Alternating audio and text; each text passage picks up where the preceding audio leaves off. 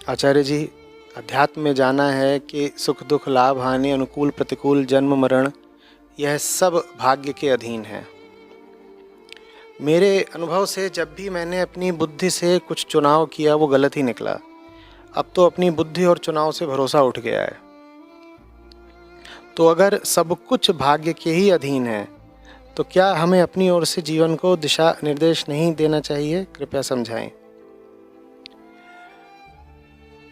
जो कुछ बाहर से आ रहा है वो तो भाग्य के ही अधीन है, आप उस पर कोई नियंत्रण नहीं कर सकते।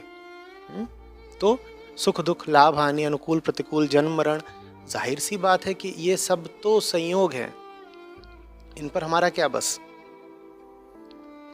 इसका अर्थ ये नहीं है कि किसी भी चीज पर आपका बस नहीं है।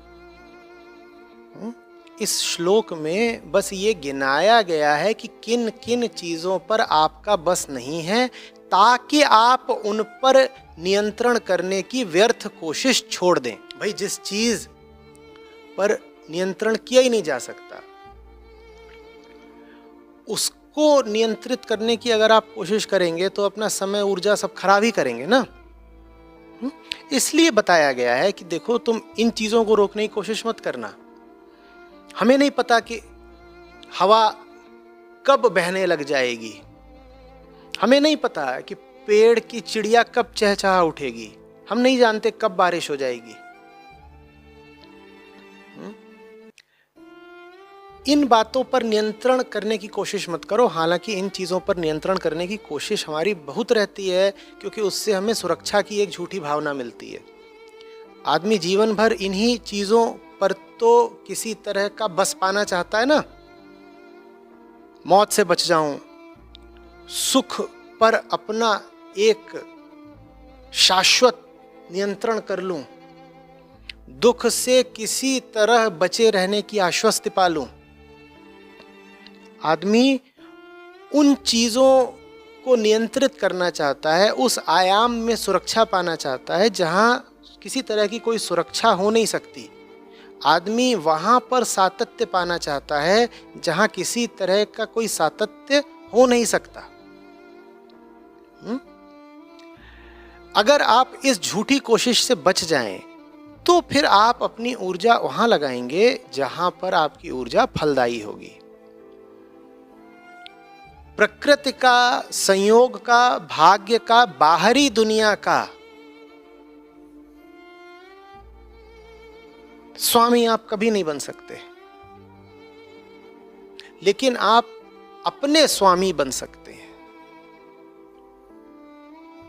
तो इन पंक्तियों का अर्थ यह है कि गलत जगह कोशिश करना छोड़ो, सही जगह कोशिश करो। दुनिया को नहीं जीत सकते तुम, खुद को जीत सकते हो। कोशिश तुम्हारी लेकिन पहले यही रहती है कि दुनिया को जीत लूं, बिना ये जाने कि तुम दुनिया को जीतने के लिए इतने आतुर हो ही रहे हो, क्योंकि तुमने खुद को नहीं जीता है। तुम्हारा मन एक बेलगाम घोड़ा है और वो बेलगाम घोड़ा दुनिया भर में घूमना चाहता है, इसीलिए तुम दुनिया को जीतना चाहते हो। तो कोशिश करनी है खुद को जीतने की, कोशिश करनी है स्वयं पर नियंत्रण पाने की। और स्वयं पर नियंत्रण पाने का अर्थ होता है स्वयं का विसर्जन। उसके अलावा खुद को नियंत्रित करने का कोई तरीका नहीं होता। सुख दुख आते रहेंगे, तुम नहीं रोक सकते। तुम उसको जरूर साध सकते हो जो भीतर सुख दुख का अनुभव करता है। फिर उसके लिए सुख भी बाहरी चीज हो और दुख भी बाहरी चीज हो, अगर तुमने उसको साध लिया, अगर तुमने उसको सही सीख, सही प्रशिक्षण दे दिया तो। अनुकूल प्रतिकूल भी बाहर से आता रहेगा। तुम होगे कितने बड़े भी खिलाड़ी, कोई इस तरह का निश्चित नहीं है कि बाहर तुम्हारे लिए चीजें सब अनुकूल ही बना पाओगे। तुम होगे कितने भी काबिल, कितने भी विद्वान, कितने भी गुणी, लेकिन बाहर तुम अनुकूलता ही अपने लिए निर्मित कर लोगे, ऐसा कुछ निश्चित नहीं है। हाँ, एक चीज निश्चित हो सकती है कि बाहर अनुकूल हो कि प्रतिकूल हो, भीतर तुम कुलकुल हो, ये कर सकते हो। बाहर सर्दी है, गर्मी है, भीतर तो हम निरंतर शीतल ही रहते हैं।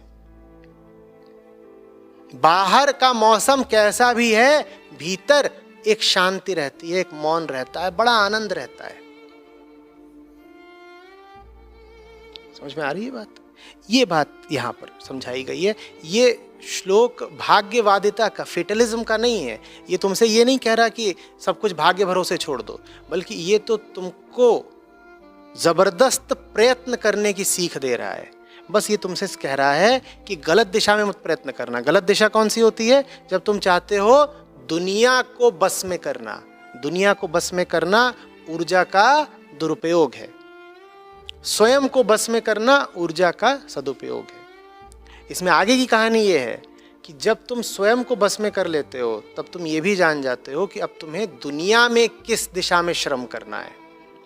लेकिन तुम्हारे श्रम की पहली दिशा आंतरिक होनी चाहिए, अंतर्गामी होनी चाहिए। तुम्हारी पहली कोशिश ये होनी चाहिए कि तुम भीतर की तरफ जाओ, अंदर को श्रम करो। जिसने अपने ऊपर काम कर लिया, अपने ऊपर मेहनत कर ली, अब वो दुनिया में भी सार्थक काम कर पाएगा। लेकिन जो अपने ऊपर मेहनत करे बिना दुनिया को जीतने निकल पड़ा, वो अपने ऊपर भी हार पाएगा और दुनिया से भी हार जाएगा। वो दोनों तरफ से हरनता होगा। पहले अपने आप को जीतो, ताकि सुख दुख, अनुकूल प्रतिकूल, लाभ हानि, ये सब तुम्हें एक से हो जाएं। फिर तुम अपने आप ही विश्वजीत हो जाओगे।